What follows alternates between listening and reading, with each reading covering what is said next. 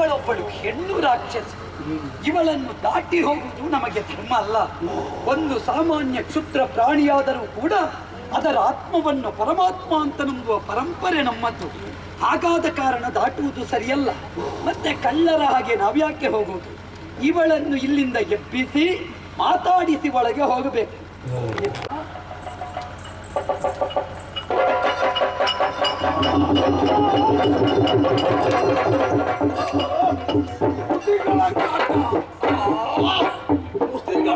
ಹೆಚ್ಚಾಗುತ್ತಾ ಇದೆ ಅಲ್ವಾ?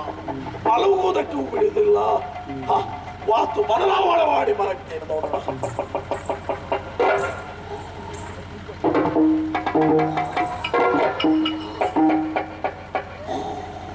ಇದು ಹೋಗುವ ಕಾಲಕ್ಕೆ ಬಂದ ನಿದ್ದೆ. ಇದನ್ನು ಇನ್ನು ಹೇಗಪ್ಪ ಎಬ್ಬಿಸುವುದು? ದಾರಿ ಉಂಟು. ಮತ್ತೊಮ್ಮೆ ನನ್ನ ತಮ್ಮನನ್ನೇ ಪ್ರಯೋಗ ಮಾಡ್ತೀನಿ.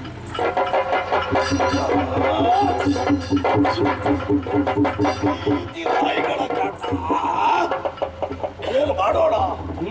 ಉಳಿದವರ ಹಾಗೆ ಮಲಗ್ತೇನೆ ನೋಡೋಣ. ಎಲ್ಲೋ ಹತ್ತಿರದಿಂದ ಕೇಳಿಸ್ತಾ ಇದೆ. ಏನು ಹತ್ತಿರದ ಬೀದಿ ನಾಯಿಗಳ ಇದು?